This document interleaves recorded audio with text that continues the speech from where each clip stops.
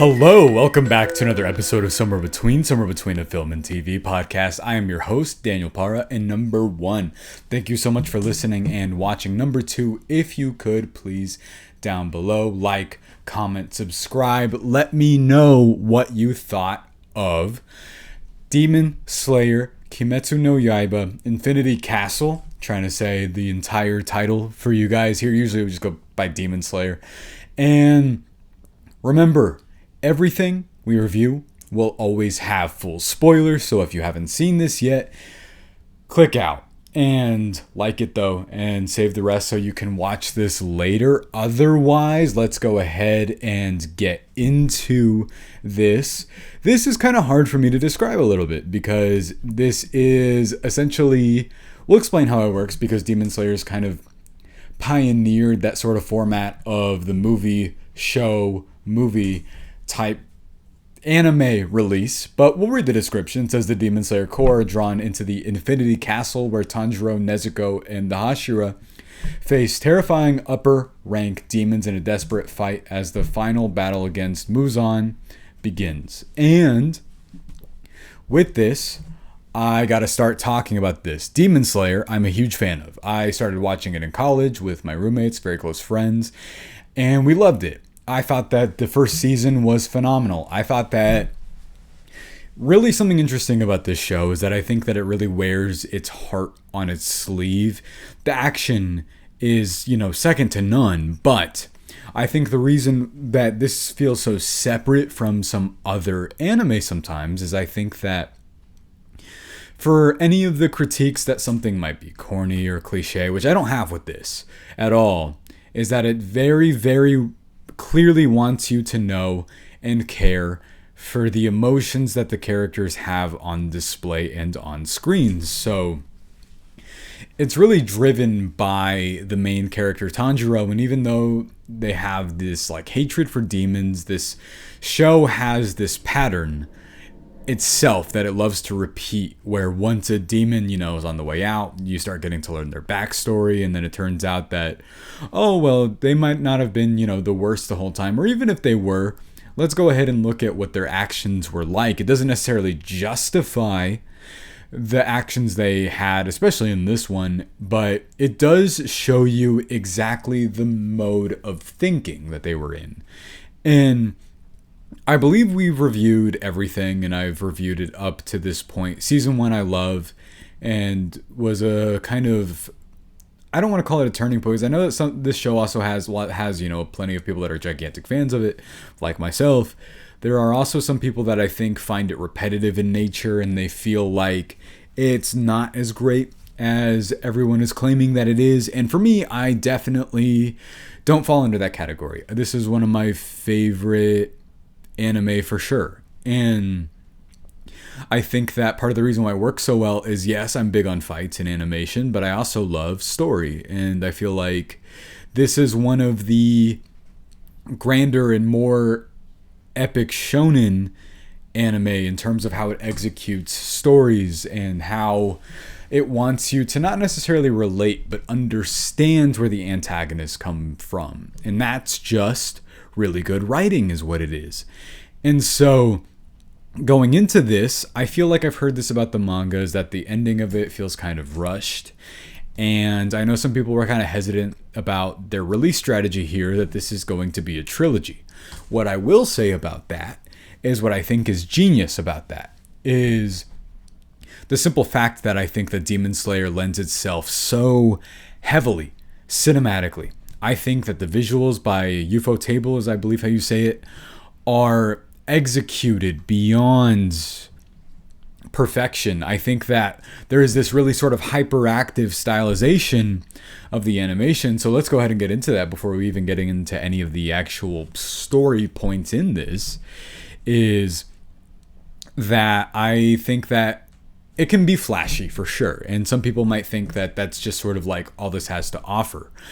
I think really focusing in on specific levels of animation and executing that in terms of the fights, what makes it so unique and so special is all of these characters have really distinct personalities from each other. I think that Tanjiro is nothing like Giyu, for example, that he's partnered up with in this, the water Hashira, who is very, not cold, but very like kind of quiet in demeanor. And I think what adds to that so much is the animation, the fluidity of it all really underscores the separation in the characters and how they act towards one another and how they act in the different environments that they're in. And really leaning into this, I remember I loved Mugen Train a lot, but I remember the one sort of issue I had with it, movie-wise, nothing plot-wise, was that yes, it definitely lends itself to a cinematic experience for sure, but the one kind of funny issue I felt like it would run into is since it adhered so heavily to, anime, the story, the beat by beat, it's still kind of executed like a TV show. And so if I'm going to come at that even here as well, it's kind of funny. I feel like maybe it's that I think that this story point is even more intense and even more well executed, that I didn't necessarily even feel that this time around. I remember it was kind of the middle portion that I thought sort of started to feel that way. They started to kind of go into these like dream sequence things, and then the final 40 minutes was like nonstop incredible action. And while here, what's separate is that all of the building blocks for this were done in the previous season. All of the training, all of the, separate, like, let's get them to this point, to Infinity Castle. So once they were able to get in this, it really starts nonstop. They are quite literally, and you as well, are dropped into the action. And I feel like, genuinely, the way this movie's executed, I'm fairly certain for the solid first half, I felt that it was just a very, very long action scene. And then there's one, I mean, I've heard this critique and we'll get into it in a second because I don't share it, but then after there's one very long flashback, and then the second half is just, again, a really long fight. This movie, very impressively, I need to look this up. I don't know if it's the longest anime film ever made. I feel like it might be. It's 2 hours and 35 minutes, which is crazy, but in a good way. I'm not going to complain about that. As a matter of fact, I really want to see this again, but I thought that it really utilized its runtime very well. If you really think about it, it would have been, about 7 episodes of the TV show without the intro and the credits, but I thought that it really, really utilized the time that it had very well. Sometimes I feel like shonen might be, the pattern of the talking, and then they go back and forth, and then the action scene, and then the big speech and all that. But what was interesting about this was that for any of the typical things that you might describe as a pitfall for other anime films, or like, I'm not going to slight anything right now, but even let's just stick with Mugen Train, which I thought had one singular flaw, like I said, which is just sort of the pacing in the middle. Here, I thought that everything was executed with so much emotion, so much sheer energy conveyed through the animation and through the emotion and everything, that it kind of coalesces into just like this really perfect storm of everything. I thought that everything about this movie worked phenomenally well. And so I want to get into let's stick with the visuals, the action aspect of it. The pacing of this is so cool because the fights escalate throughout the entire thing. I really loved the distinct personalities of each of the demons that are in this. It kind of felt like there were like a million main characters, in that they had to deal with, like, these are the final bosses that you have to get through of the show. And what I think is so great about this show is I fall for it every single time. I fall for every single one of the demons' backstories. I love when they cut to it. I remember, I think previously before this, my favorite season was probably season 2, just because I loved the Hashira that's in that one. And here, moving on from that, I remember that I thought that season 3 was very good, but also clearly building up to something that was going to be even better, which, now that's confirmed, that is for sure. And So in order to, I feel like the show kind of made that sacrifice a little bit of like, okay, so we'll do all the setup now. It'll be really good. Maybe it won't be as solid as what we have coming, but it's going to be really worth it in the end. And seeing part 1 of 3 that's paid off just immensely well. And don't get me wrong, I loved season 3. I love this whole show, but this is just next level stuff is what it is. And so the initial fight with the demon, that his power is that he has like blood, breath, and has these fans that are really sharp, and is fighting against Shinobu and everyone. I'm not going to credit myself for making this joke, but I saw a review earlier that's like, these people either need to go to therapy or figure out their kind of like talk out their issues instead of escalating it straight to combat, which I mean is kind of funny because that's definitely where they go. They start yelling at each other and then they're like, no, I'm not going to let you forget that. You're going to be on my list forever, you know? And so the first fight with Shinobu, it's kind of interesting because, you know, we're going to get through, I'm assuming like maybe 6 to 9 more fights after this. But what really works about this is that they could have easily just made it about the connection to the fights themselves and had the animation been stellar and been like, yeah, the emotion part of it, that can take a back seat. We can still show it, but we can be like, you know, it's par for the course. We have to show this. But Demon Slayer, what's so special about it to me is it really roots itself in the emotion of its characters. And if you feel like you don't necessarily have those characters as your favorite or the people that you want to see the most, I feel like the show goes out of its way to be like, now let's give you a reason to be like, oh, okay, I love this character, I love these people. Like, obviously everyone in the show is going to have a centerpiece spotlight at some point, and people all have their separate favorite characters. And here the main ones that get the spotlight are Shinobu and Zenitsu and Tanjiro and Giyu. And every single one of these fights just is a pure showcase of not only animation, but what these characters bring to the table as well. I thought that the first one, it started off incredibly strong. I was thinking, I have no idea how this, I've never seen an anime film that's tied into the show paced in the way that this is. I feel like it's like, hey, you invested your time into this for, it's been what, years now? Now this is the payoff. You want just nonstop, just sheer force of emotion and whirlwind action. It's what you're going to get. And so it's interesting that it's released in this pattern though, because you do have to do a little bit of research beforehand. Even if you've seen the show, it's nice to do a little bit of a refresher. Thankfully, as soon as it started, I was like, okay, I remember everything. I remember exactly where we were. I remember how this kicked off.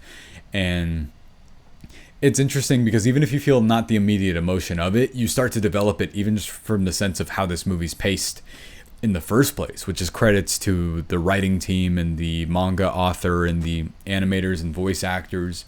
But the first fight is so cool alone. It's interesting because I feel like most of the fights that are in this, you could have made this the centerpiece. Like, you know how every single shonen, I'm a big fan of My Hero Academia, and you know how at the end of it, it would have been like, okay, this is the big fight of the season. I feel like there's like 3 of them in this. And that's essentially how this is structured, which I think is smart. It essentially makes it cinematically a 3-act structured movie, even if it does the anime thing of, now hold on, we are going to cut to a backstory for a solid 22 minutes. And I have no issue with that.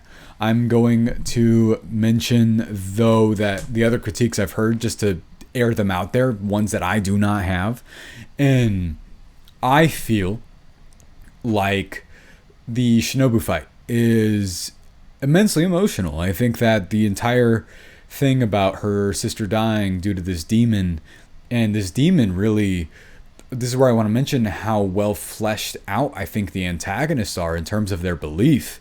And what makes this such good writing is that these antagonists, when they first show up, especially the third one, which I'll get into, when they first show up, you're like, God, this person is just like this eccentric personality, and like, I want to hate this person so bad.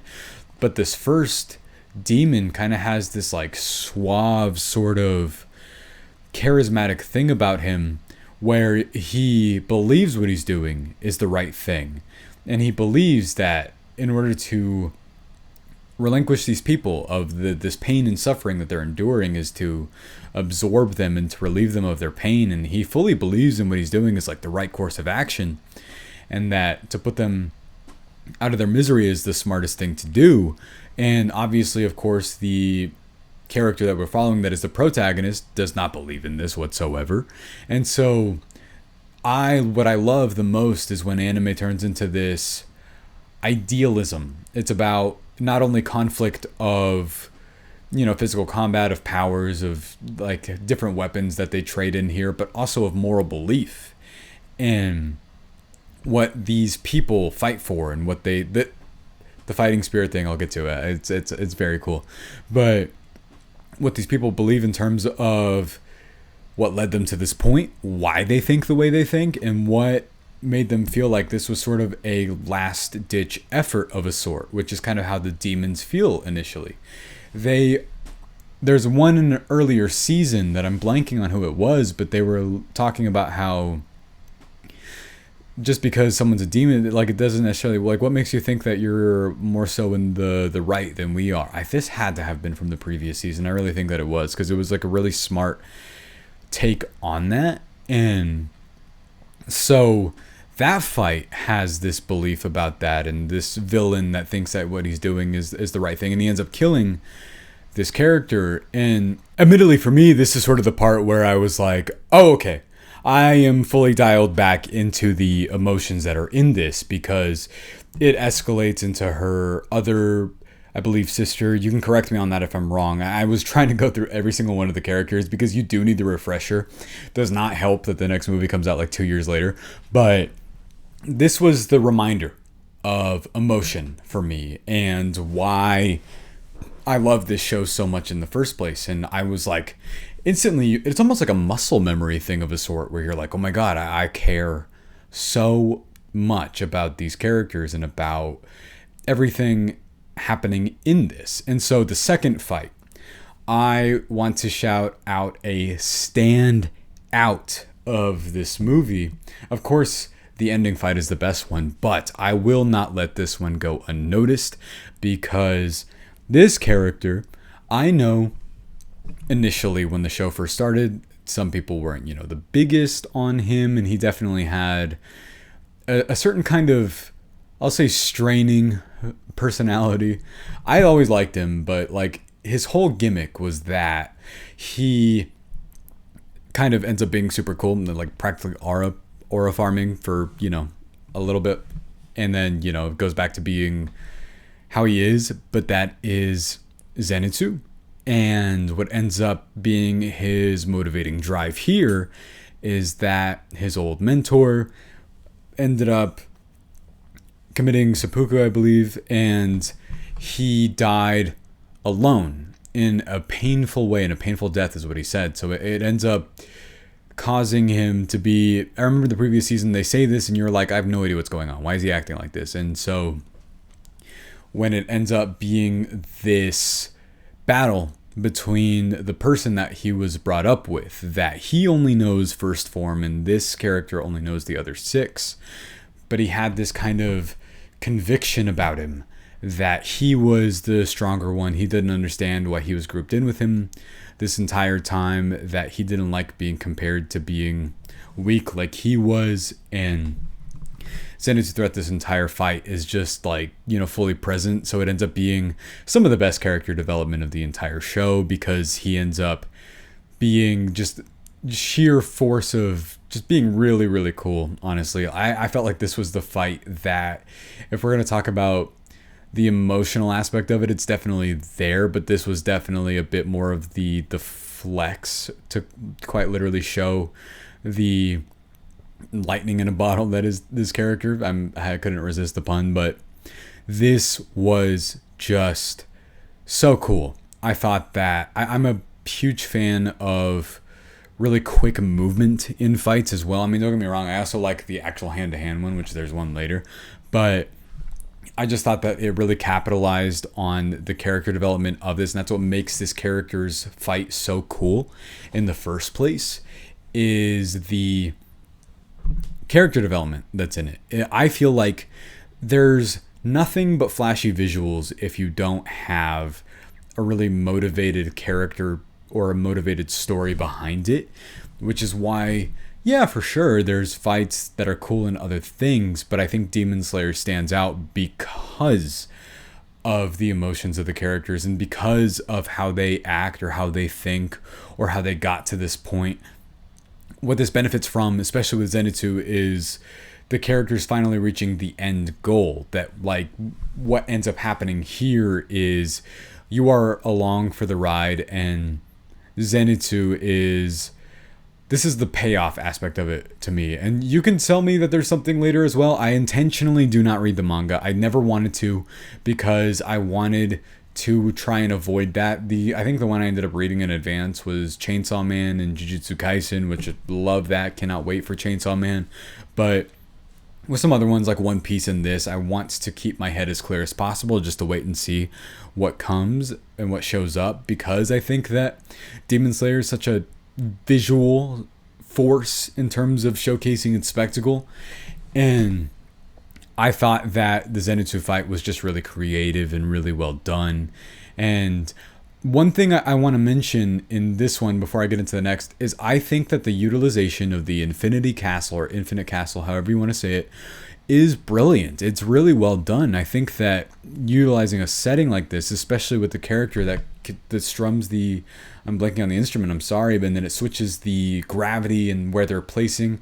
It's unbelievably clever. I think that it makes for some of the most interesting visuals, and that you can be standing one moment, all of a sudden there's this additional narrative stress that adds to that. And I think that it quite literally makes the setting and where they're at unpredictable, which is an unbelievably smart narrative tool.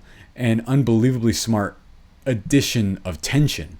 What ends up capitalizing on that in these fights is that it can switch any moment. The environment can switch any given second and keep going. And I think that your brain sort of processes that and internalizes that and heightens all of the character fighting in the context of the movie. And I think that's just really smart and really clever.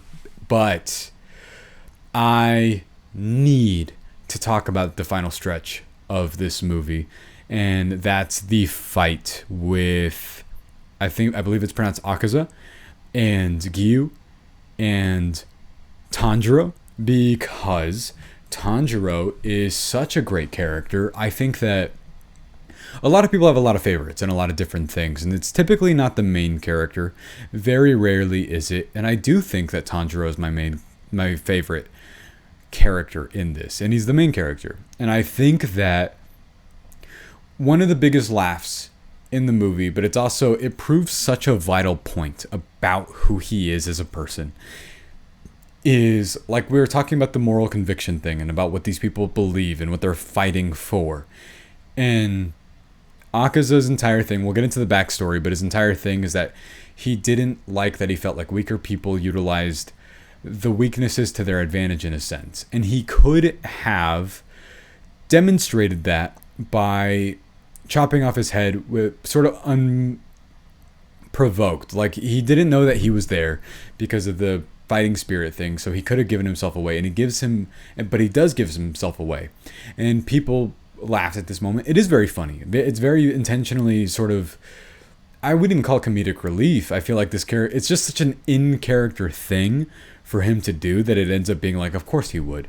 And the reason why is because he knew exactly what his moral belief was. And knowing Tanjiro as a character, he was like, no, I can prove you wrong about this. And the fight is, the more it goes on, the more emotional it gets. And I think that once they finally cut off his head, it's the payoff's unbelievable. You get such a sense of just this relief off your shoulders. It's just really well done. And these characters that they're fighting, the tension's so high because they did kill one of the Hashira at the beginning. And speaking as someone who's not a manga reader, I do think that this show's willing to go there, or movies now are willing to go there in terms of killing off the main characters. So the final stretch of this ends up being so intense for me personally.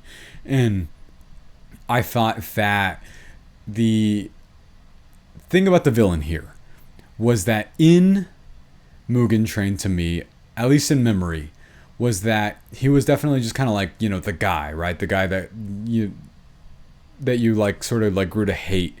And here, the backstory is unbelievable. It's unbelievably good. It moves you to tears. It's actually really, really sad. And he was this young boy who, like, the way it escalates and the way it starts was just so well written. It was talking about how he like sets it up as like why this boy, I hate him so much, is he reminds me of my worthless past. And he even repeats that line, worthless past. And then it goes to show that why he felt all of these emotions in the first place. And I know that narratively speaking, that at this point in time, that I read that some people were kind of annoyed about the backstory here. I go to these movies for the fights for sure, but I can't have emotional connection unless the fights are driven and steep in emotion. And I think that that's exactly what this movie does. Yes, the flashback's lengthy, but I'm a gigantic One Piece fan. I am not the right person to say that it was too long, because I'm just not going to be the person that says that. And I thought that it was just so... Well, what I love about Demon Slayer, especially what I love in this one, is the first half, the fight, is so intense just in terms of... We already have all of that emotional backstory from Mugen Train and Tanjiro, and you want him to defeat this person. But then Demon Slayer has always done this narrative trick of, okay, but now we need you to sit back and understand this person's perspective. And you end up growing throughout the entire time of feeling sympathy for the antagonist. You do not have to go to liking them, but it does want you to feel what the characters are feeling just in terms of the raw emotions that they have. And I thought that really the story here with Akaza ends up being maybe my favorite backstory in the entirety of Demon Slayer, unless, you know, there's one later that's going to be even more insane. But it really makes you emotional. It made me cry, that's for sure. And it ends up being how he dedicated his life to getting this girl to feel better. And then the one day that he's not there, to go visit the grave and say that to his, oh man, I'm blanking, parent, and dad, yes, and say that he's getting married. He comes back, and then it turns out that his, you know, sort of found family, essentially, that they were poisoned by the water in the well, and like kind of like this really petty back and forth.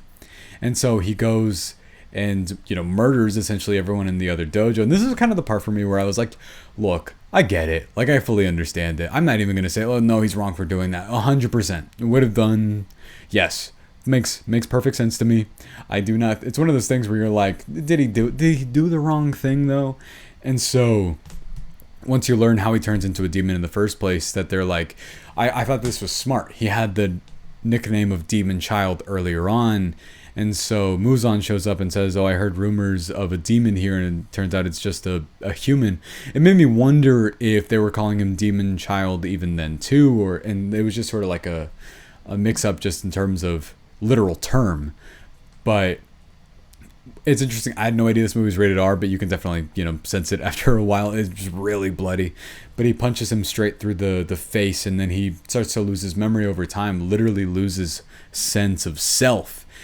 And the entire thing about the fireworks, about going to see the fireworks and how she remembered that, and how it was just almost kind of like a lost memory to him about promising that, was really emotional and ends up being really kind of poetic in a sense. And these are the moments in Demon Slayer that to me elevate it beyond just pretty good shonen anime, where they add that extra layer of emotion. And what I want to mention here is I always watch stuff in Japanese with subtitles. I always do. I had an emergency come up though, so I only had time to watch it in the dub.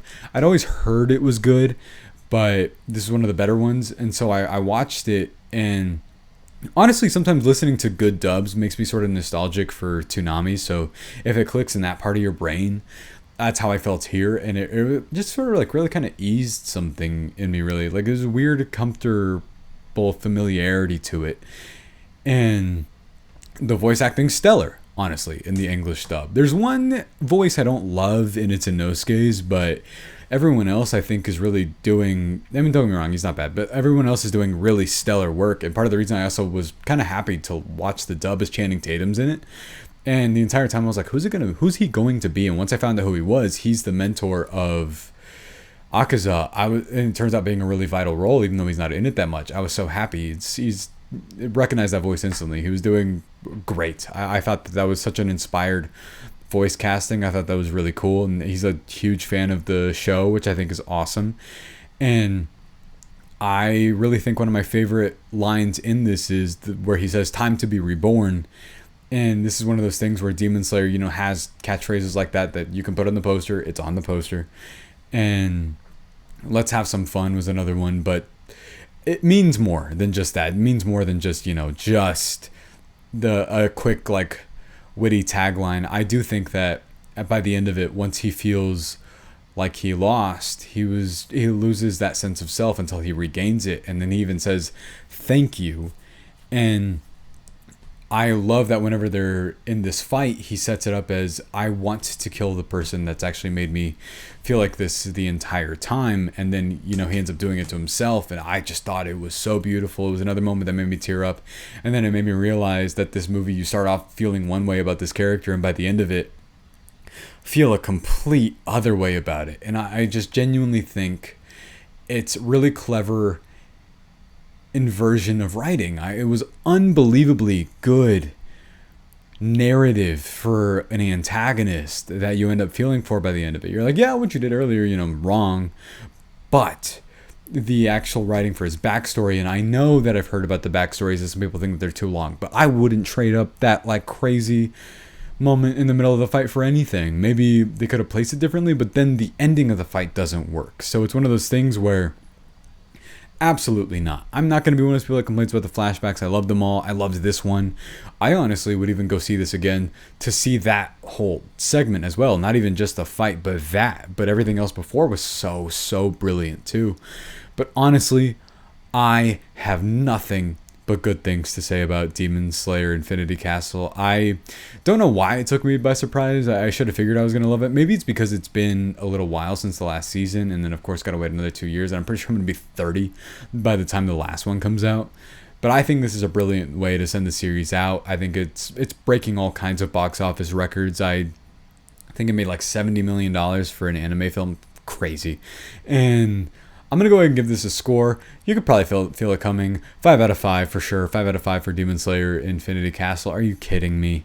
I thought this was brilliant. I thought that the animation was just next level. I thought that the character work, I'm not going to let it go under discussed because it's brilliant. And I love these characters so much. I think that the final fight was a really smart way to end it. I think that separating the trilogy in this is going to be pretty clever because it's going to sort of operate on the same line of trilogy as I think Lord of the Rings did, but we'll see. But this is a pretty cool setting for a final stretch of movies, and this was a unbelievably good start, and I cannot wait for the next one. In the meantime, I will just be rewatching this on repeat. I want to see it again. I'll probably watch it in Japanese next time, but it's one of those things where I want to go see it with people as well. But let me go ahead and stop rambling. What did you think of Demon Slayer Infinity Castle? I want to know. I loved it so much. Let's talk about it. Let's start talking about this in the comments. But also, guys, while I have you, make sure to follow on TikTok and Instagram. Somewhere between pod and somewhere between film. Just hit 1,300 followers on TikTok. That's pretty cool. And make sure to subscribe here. What did you think of Demon Slayer Infinity Castle? Thought it was so great. I want to know what you thought of it. Did you think that the backstory dragged down for you? let me know. Not for me though. I'm sorry. I just like I loved it so much. But up next, I'll have a review for The Long Walk. Oh my god, I cannot wait to talk about that either. And in the meantime, stay tuned for that, and I'll see you next time.